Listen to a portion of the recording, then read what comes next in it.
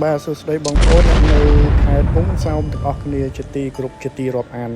ម្សិលមិញខ្ញុំបានទៅដល់ខេត្តកំពង់សោមទៅទទួលភ្ញៀវនៅកោះកបីហើយក៏ឃើញរូបនេះនៅរង្វង់មូលកាត់តាមផ្លូវតែម្ដងពិតជាគួរចាប់អារម្មណ៍ហើយខ្ញុំបានស្គាល់អំពីរូបនេះយ៉ាងច្បាស់តើរូបនេះគឺជារូបតួអង្គអ្វីហើយមានអត្ថន័យយ៉ាងដូចម្ដេចតើរូបទាំងអស់នេះបងប្អូនដឹងទេអ្នកនៅកំពង់សោមតើកសាងនៅឆ្នាំណាដោយអ្នកណាហើយមានអត្ថន័យយ៉ាងណា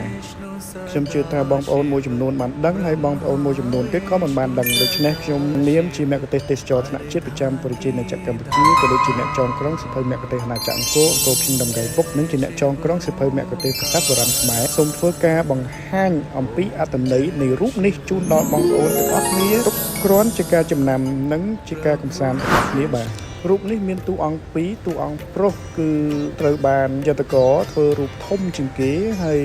រូបស្ត្រីរូបតូចអង្គុយនៅលើកភ្លៅរបស់តួអង្គប្រុសហើយដៃម្ខាងគឺកាន់ចង្កេះក្តោបទៅខាងក្រោយខ្នងរបស់តួអង្គប្រុសតួអង្គទាំងពីរនេះមានការតុបតែងលម្អគ្រឿងអលង្ការនិងសម្លៀកបំពាក់គឺមានរចនាបថនៅក្នុងសម័យអង្គររូបចម្លាក់ឆ្លាក់ស្រស់ស្អាតហើយមានមង្គត់ពាក់និងភ្នួងសក់គឺល្អមែនទែនគ្រឿងទាំងអស់នេះគឺជារចនាបថនៅក្នុងសម័យអង្គររូបតួអង្គទាំងពីរនេះគឺជារូបមួយជារូបតួអង្គប្រុសជាព្រះសិវៈតួអង្គស្រីគឺជាព្រះនាងឧមារូបភាពទាំងពីរនេះដែលត្រូវបានឆ្លាក់ជាប់គ្នាគឺគេបានផ្ដល់នាមព្រះអង្គទាំងពីរអង្គថាព្រះឧមាមហេស្វរៈរូបបដិមាអង្គទាំងពីរនេះគឺមានទីតាំងស្ថិតនៅចំណុចប្រសពរវាងមហាវិថីឆ្នេររៀមនិងមហាវិថីរៀមលើរង្វង់មូលដែលមានអង្កត់ផ្ចិត99ម៉ែត្របដិមាព្រះឧមាមហេស្វរៈនេះគឺកសាងអំពីស្ពាន់ដែលមានកម្ពស់9ម៉ែត្រហើយតម្កល់លើបល្ល័ង្កសាងអំពីបេតុងដែលមានកម្ពស់8ម៉ែត្រកន្លះដូច្នេះកម្ពស់សរុបពីបេតុងដែលជឿនរហូតដល់ប្ររូបនៃចុងកេះរបស់ព្រះអង្គទាំងពីរគឺមានកម្ពស់សរុប17ម៉ែត្រកន្លះនៅចំណុចរង្វង់មូលដែលមានប្ររូបនៃព្រះអង្គទាំងពីរអង្គនេះគឺកសាងឡើងនៅថ្ងៃទី16ខែវិច្ឆិកាឆ្នាំ2019ហើយត្រូវបានកសាងរួចរាល់និងសម្ពោធនៅថ្ងៃទី16ខែមេសាឆ្នាំ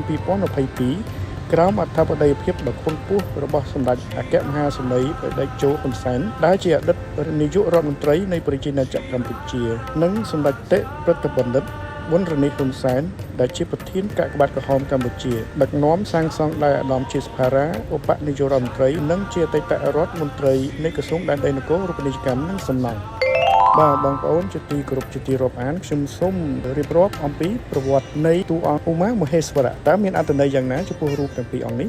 នាមជាឧមាមាននាមមួយទៀតគឺបារវតីដែលជាមហេសីរបស់តួអង្គព្រះសិវៈរីឯនាមព្រះមហេស្វរៈគឺជានាមមួយទៀតរបស់ព្រះសិវៈឬក៏ព្រះឥសូរនៅពេលដែលតួអង្គនៃអាទិទេពអង្គប្រុសអង្គស្រីទាំងពីរអង្គនេះរួមបញ្ចូលគ្នាត្រូវបានគេហៅឈ្មោះព្រះអង្គថាព្រះឧមាមហេស្វរៈនាមបែបនេះគឺត្រូវបានកាត់ឡើងនៅពេលដែលព្រះសិវៈនិងព្រះឧមាបានទទួលនៅការរៀបចំអាពាហ៍ពិពាហ៍គេហៅថាការរៀបការជាមួយគ្នា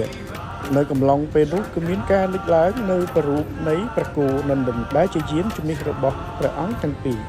បន្ទាប់មានការរៀបការអំពីអង្គទាំងពីររួចមកព្រះអង្គបានបង្កើតនៅបរិជ្ជបុត្រមួយអង្គមាននាមថាព្រះស្កន្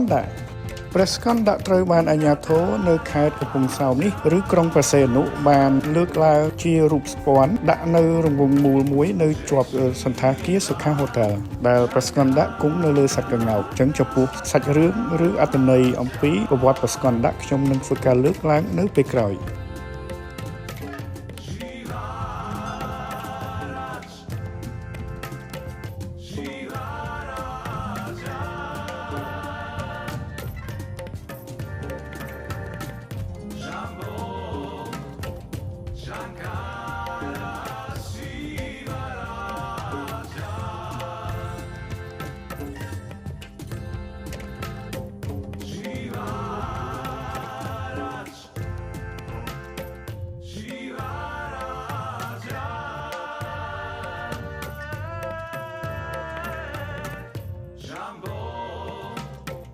Shankar